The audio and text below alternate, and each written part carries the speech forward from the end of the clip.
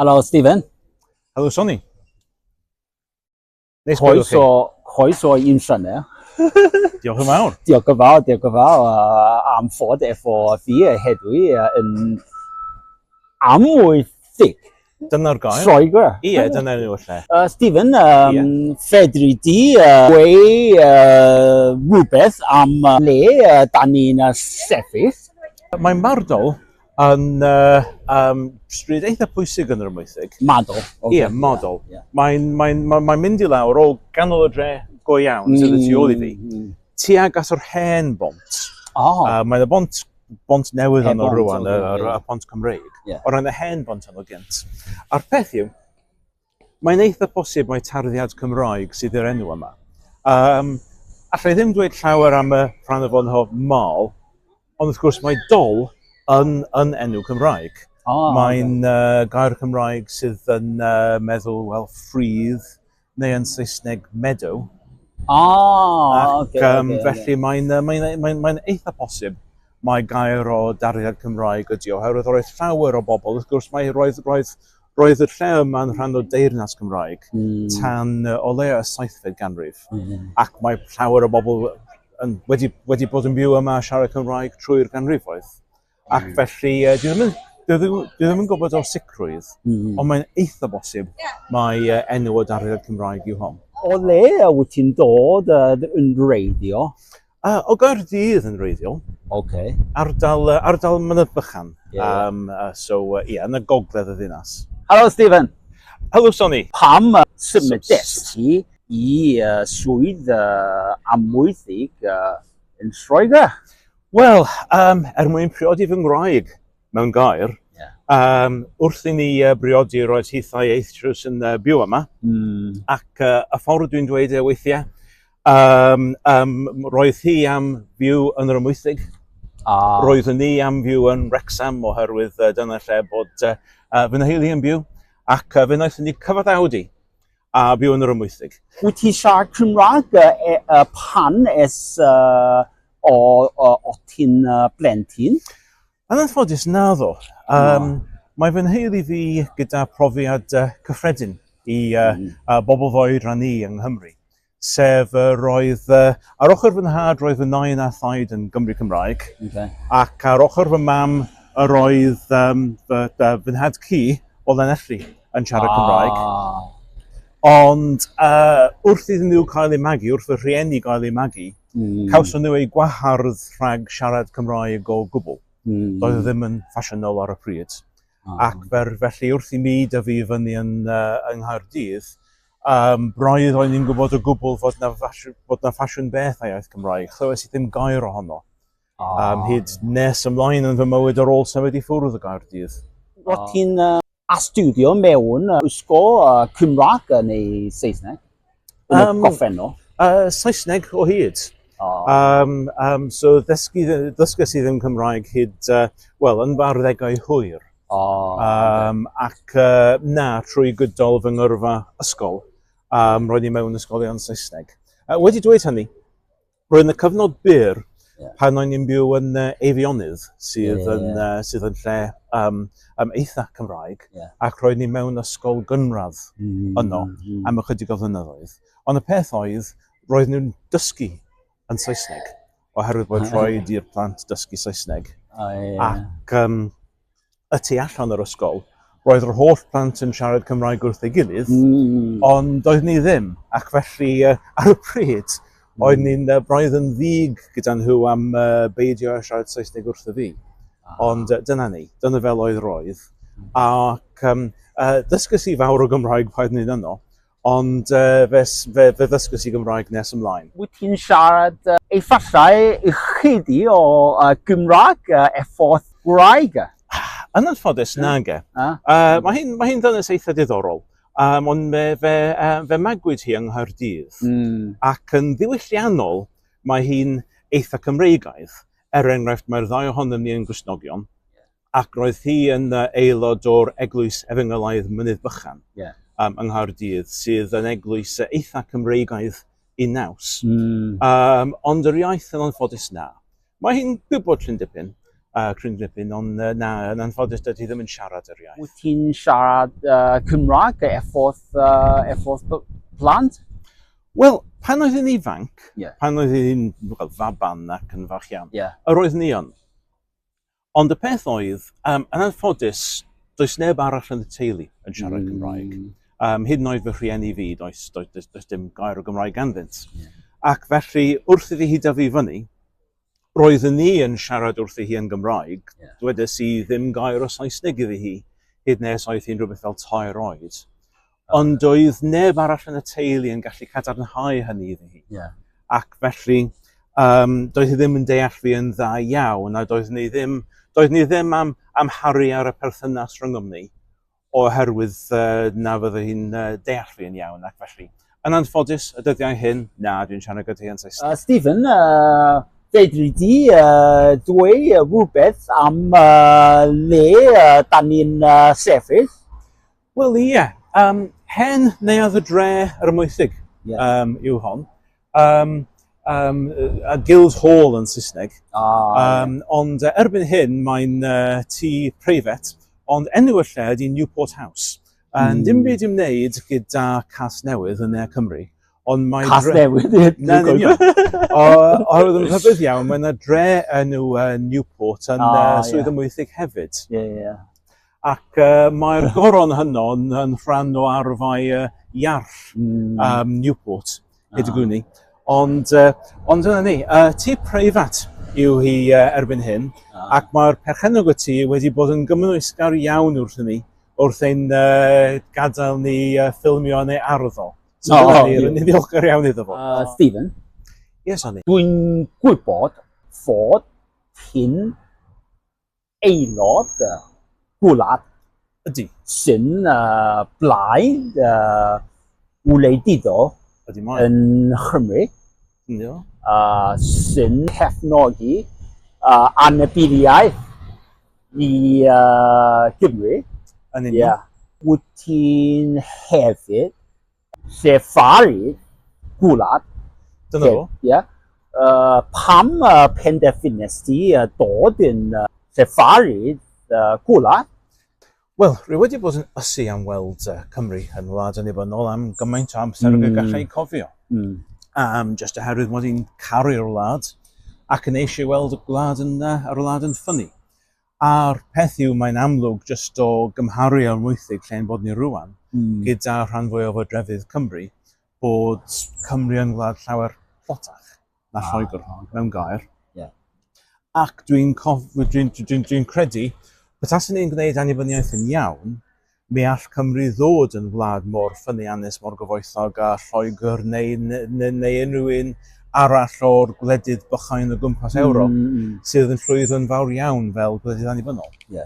Ar un pryd, rwy'n rhwystredig iawn gyda'r mudiad annibyniaeth fel y mae ar hyn o bryd, oherwydd mae llawer o bethau sydd yn cael ei harddel gan y mudiad annibyniaeth fel y mae yn afrealistig, sydd pethau ddim yn mynd i weithio.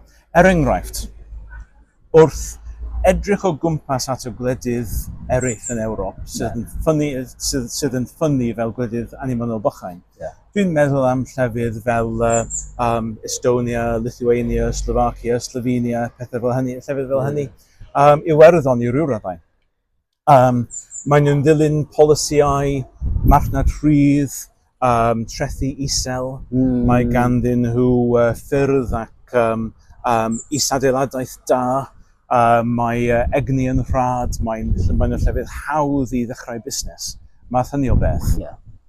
Ond yng Nghymru mae'r holl bethau hynny i'r wrthwyneb, ac felly os ydy Cymru'n mynd i lwyddo fel gwlad annibynnol, mae'n rhaid i ni gwneud y pethau yn hollol gyferbyn i'r rhan fwyaf o bethau bod y mudiad annibyniaeth yn arddel ar hyn o bryd. Ac felly mae gwlad yn blaid sydd yn edrych ar beth sy'n gweithio, edrych ar y pethau sydd wedi gwneud gwledydd bychain eraill yn llwyddiannus fel gwledydd bychain annibynnol, a gweithio allan sut allan ni'n gwneud hynny i ddigwydd yma yng Nghymru, ac felly gwneud Cymru annibynnol yn llwyddiant. Stephen? Ie, Soni. Fedri di dweud rhywbeth am da ni'n estedd? Lle eitha hynafol yng nghanol y dre yw hon. Mae'r adeilad jyst tu ôl i ni yn cael ei galw yn, bare steps yn Saesneg. Grisiau yr arth, hynny yn Gymraeg. Ac mae'n dyddio rhywbeth fel y 15fed ganrif sydd yn ymysg yr adeiladau hynna yn y dre. Ac wedyn jyst y tu ôl i'r perth yma sy'n tu ôl i ni, mae yna eglwys St Olkmund sydd hefyd yn un o'r eglwysi eitha hen y dre yma. Stephen, wyt ti wedi cyfieithu ddau lyfrau Gymraeg i Saesneg? Do. Pa penderfynest ti cyfieithu A Week in Future Wales ac Chris and Lewis, Minister of Bethel. Wel yn fyr am gariad a llyfrau. Yn enwedig gyda Rhys Lewis gan Daniel Owen. Oherwydd bod y llyfr hwnnw ydy un o'r clasuron mawr llenyddiaeth Cymraeg. Roedd Daniel Owen oedd y awdur Cymraeg o bwys yn y 4th ganrif ar 15. Beth ti'n dychmygu Charles Dickens a Thomas Hardy a Trollope mewn un person. Roedd Daniel Owen mor bwysig o hwnnw. A dyna ei lyfrau mwyaf enwog. Ac be benderfynus i gyfieithu fo, oherwydd roedd ni'n darllen y wreiddiol Cymraeg wrth fy ngwyliau, ac yn chwerthin eitha aml arno fo. Oherwydd mae rhai ohono fo yn doniol iawn. Ac roedd fy ngwraig yn gofyn wrth y fi wel beth oedd mor ddoniol. Ac wrth gwrs roedd o'n anodd i esbonio heb y cyd-testun, ac felly penderfynus i gyfieithu'r llyfr fel y byddo hitha yn gallu darllen dros ei hunan. Stephen, fedri di siarad tipyn bach am lyfr A Week in Future Wales? Wel, siwr I fod. Fel y mae'r llyfr arall y cyfieithu si yn glasur 4th ganrif ar 15, mae hwn yn glasur yr 18fed ganrif.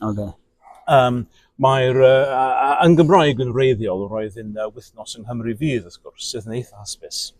Ac mae'n llyfr sy'n dweud y stori am rywun o'r 50au sydd yn teithio mewn i'r dyfodol i'r flwyddyn 2033.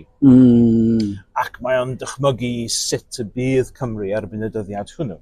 Ac mae ganddo fo ddau, wel, mae'n gwneud dwy daith I fewn i'r dyfodol. Un lle bod pethau wedi gweithio allan dda, bod Cymru wedi bod yn annibynnol ac mae'n lle ffyniannus ac yn Gymraeg ei iaith ac fel hynny gyd.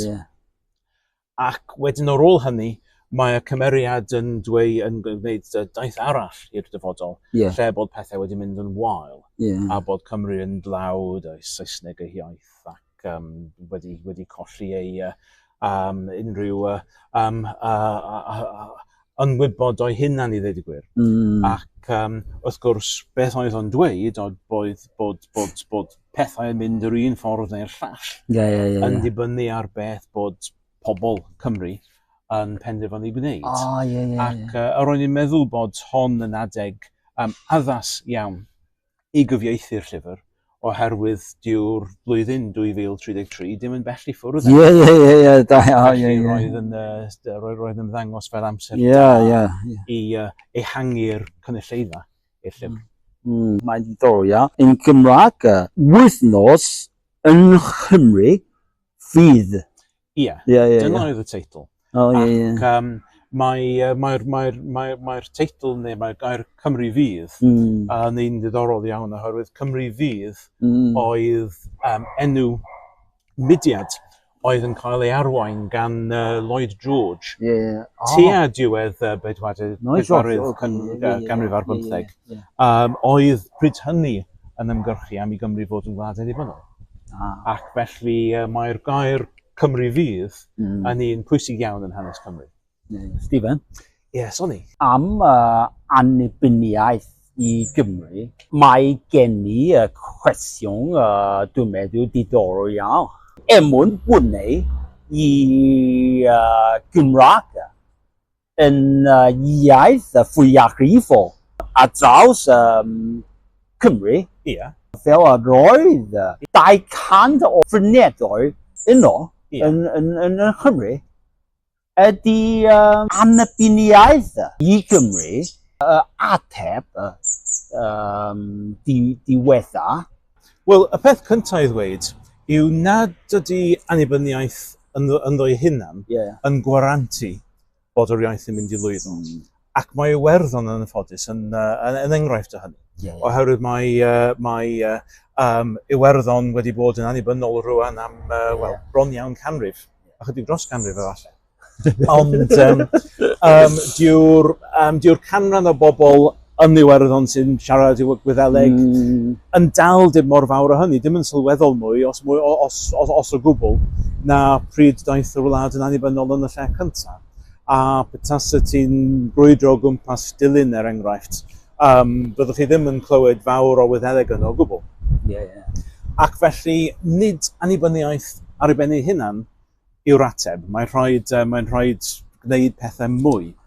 Ac rydw I a mae gwlad fel plaid yn dweud dau beth yn hynod bwysig os ydy'r iaith Gymraeg yn mynd I ffynnu unwaith eto. Y peth cyntaf ydy economi ffyniannus. Mae'n rhaid I economi Cymru wneud yn well. Oherwydd heb fod hynny digwydd, mae pobl ifanc o Gymru yn mynd I ddal I symud o Gymru mwyn cael gwaith. Ac wrth gwrs I raddau helaeth, dyna ddigwyddodd yn Iwerddon, oherwydd roedd yr wlad yn dlawd am ddegawdau ar ôl iddo fod annibynnol, ac ddaru llawer iawn y bobl gadael. So mae'n rhaid I Gymru ddod yn wlad ffyniannus. Dyna'r peth cyntaf. Ac mae'n rhaid wedyn I Gymru, oherwydd bod hi'n gwlad ffyniannus, bod yn lle sy'n apelu at bobl fel rhywle I weithio, rhywle I aros, rhywle I fyw. So mae hynny'n holl bwysig. Y peth arall yn bwysig ydy'r addysg Cymraeg sydd yn galluogi o bobl sydd wedi colli Cymraeg yn eu teuluoedd, fel y gwnaeth y teulu fy hunan. I helpu nhw I ail darganfod yr iaith ac I siarad o yn eu bywydau cyhoeddus, yn eu bywydau pob dydd. Ac wrth gwrs, mwyn I hynny ddigwydd, mae'n rhaid cael canran eitha uchel o bobl yn y cymuned sydd yn siarad yr iaith mwyn i'r iaith cael ei ddefnyddio pob dydd. Enghraifft, dyma un ffordd o roi e. Efallai bod pumed bod pumed y bobl mewn rhyw cymuned yn gallu defnyddio'r iaith, sef 20%. Os ydy ddau person o'r cymuned hwnnw yn cwrdd â'i gilydd, mae'r cyfle bod y ddau ohonyn nhw yn siarad Cymraeg yn 20% times 20% fel petai, sef 4%, sef 1 rhan mewn 20. Ac felly, os ydych chi'n cwrdd ar rhywun, ac mae yna ddim ond siawns o 4% bod y ddau ohonoch chi yn mynd I siarad Gymraeg, wel wrth fynd o gwmpas y dre, byddwch chi ddim yn mynd I gwrdd â llawer o bobl sydd yn siarad Gymraeg wrth ei gilydd. A dwi'n ffeindio bod hi'n digwydd yn aml iawn. Fy mod un yn cwrdd gyda rhywun, mae nhw'n siarad Cymraeg, a dwi'n siarad Cymraeg, ond dydyn ni ddim yn gwybod bod yn gilydd yn siarad Cymraeg, ac felly yn siarad yn Saesneg wrth yn gilydd. Ac felly, yn ôl at polisi gwlad, mae wneud yr economi yn ffyniannus yn bwysig tu hwnt. Dydyn ni ddim yn mynd I lwyddo heb hynny. Ond weddol, mae'n rhaid I ni gael y fath o gyfundrefn addysg fel bydd digon o bobl yn dysgu Cymraeg ac yn eisiau siarad Cymraeg. A'r ffordd I wneud hynny yn ôl ein polisi ni ydy cychwyn reit ar y dechreuad gynnar y mynyddoedd ysgol gynradd ac adeiladu oddi yno. Does dim pwynt I ni ddweud, wel, o heddiw ymlaen, mae pob ysgol yng Nghymru yn mynd I fod yn ysgol Cymraeg. Fydd hynny ddim yn gweithio am sawl rheswm. I gychwyn, does dim digon o athrawon Cymraeg i ddysgu Gymraeg wrth bobl, ac ar yr ochr arall, os ydych chi'n cael pobl yn eu harddegau sydd ddim yn siarad Cymraeg, ac os ydych chi'n cychwyn gyda nhw fanno, wel, dyn nhw ddim yn mynd i gychwyn yn dda. Ac felly, ein polisi ni ydy cychwyn reit ar y dechreuad, ac i symud o gael addysg Saesneg i gael addysg uniaith Gymraeg, gan gychwyn ar ddechreuad ysgol gynradd, ac wedyn just tyfu o flwyddyn i flwyddyn i flwyddyn. Nawr, dyw hynny ddim yn mynd i wneud i pawb siarad Cymraeg mewn dros nos. Mae hynny'n mynd i gymryd 20 mlynedd efallai, 10 mlynedd ar 20, rhywbeth fel hynny. Mae'n mynd i ddigwydd yn raddol, ond mae'n nod werth anelu ato fo. Ac felly, dyna'n polisi ni, gychwyn yn fesul fach, blwyddyn gan blwyddyn, o'r cynyddu cymaint o Gymraeg fod plant yn siarad, fel erbyn iddyn nhw ddod yn oedolion. Bryd hynny, bydd digon o bobl mewn pob cymuned yn siarad Cymraeg, fel mae'n dod yn iaith cymunedol ar draws yr wlad. Wyt ti'n meddwl bod polisi presennol Llywodraeth Cymru yn methu? Dwi'n meddwl ei fod yn anffodus. Maen nhw wedi gosod y nod am gael miliwn o siaradwyr Cymraeg. Erbyn, rwy'n meddwl 2050, rhywbeth fel hynny. Wel, ers iddyn nhw cychwyn ar hynny, rwy'n meddwl bod canran siaradwyr Cymraeg yn Cymru wedi mynd i lawr, nid i fyny. Ac mae pobl sydd yn Cymraeg eillaeth o'r rhan gorllewinol o'r gwlad, lle bod y Cymraeg eisoes yn iaith cymunedol. Mae llawer o bobl ifanc yn symud oddi yno, oherwydd allan nhw ddim ffeindio gwaith. Ac wrth gwrs mae Saeson cefnog yn symud i fewn i prynu tai haf a math hynny o beth. Tra yn unesydd fel Abertawe, Caerdydd, hyd yn oed yn Wrecsam. Mae yna ysgolion Cymraeg sydd yn wych, ond mae plant yn dod allan o'r ysgolion Cymraeg hynny, ac o hyd does dim digon o siaradwyr Cymraeg yn y dinasoedd hynny iddyn nhw fod yn medru defnyddio Cymraeg pob dydd. Ac felly na. Mewn gair, dwi ddim yn meddwl bod nhw'n mynd i lwyddo gyda'i polisiau presennol. Ac wrth gwrs, fel dwedes i o'r blaen, y rhan cyntaf o gael llwyddiant i'r iaith yng Nghymru yw'r economi ffynnu. Ac mae'r economi Cymreig yn bell iawn o fod yn ffynnu o dan y Llywodraeth Cymreig presennol. Mae'n drwg i mi ddweud. Faint o copiau wyt ti wedi werthu? Wel, mi fyddwn ni wrth fy modd tas ni'n gallu dweud degau o filoedd. Ond y gwir yw, chydig o gannoedd. So, dim cymaint ag yr hoffwn ni, ond dyna ni, mae nhw ar gael i pwy bynnag yn hoffi cael copi.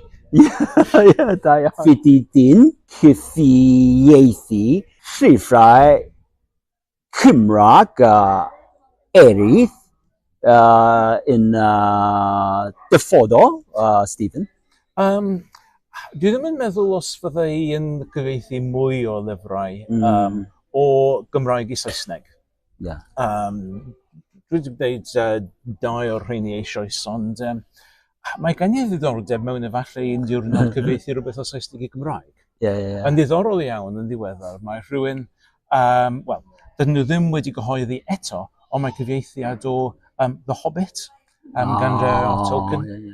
Mae rhywun arall yn gwneud hwnnw. Ac yn swnio'n ddiddorol iawn, dwi wedi archebu copi eisoes. O'r holl nofelau Saesneg sydd yn bodoli, fy ffefryn oll ydy un gan C.S. Lewis, gyda'r enw That Hideous Strength.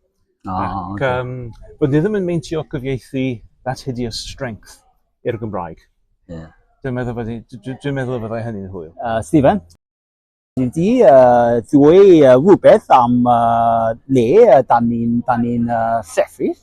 Wel, dyma canol y dre yn yr ymwysig, dyma'r sgwar sy'n reit yng nghanol y dre.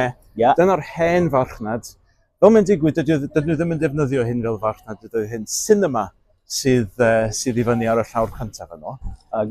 Ond dyna reit yng nghanol yr ymwythig I bob pwrpas ymarferol. Ok, da iawn. Ac maen nhw'n cael, weithiau maen nhw'n cael llawer o stondinau yn y sgwâr yma. Yn aml iawn, llawer ohonyn nhw o Gymru. Pobl yn gwerthu cig a pob math o beth. Pa mor fawr ydy gymuned Gymraeg yn amwythig?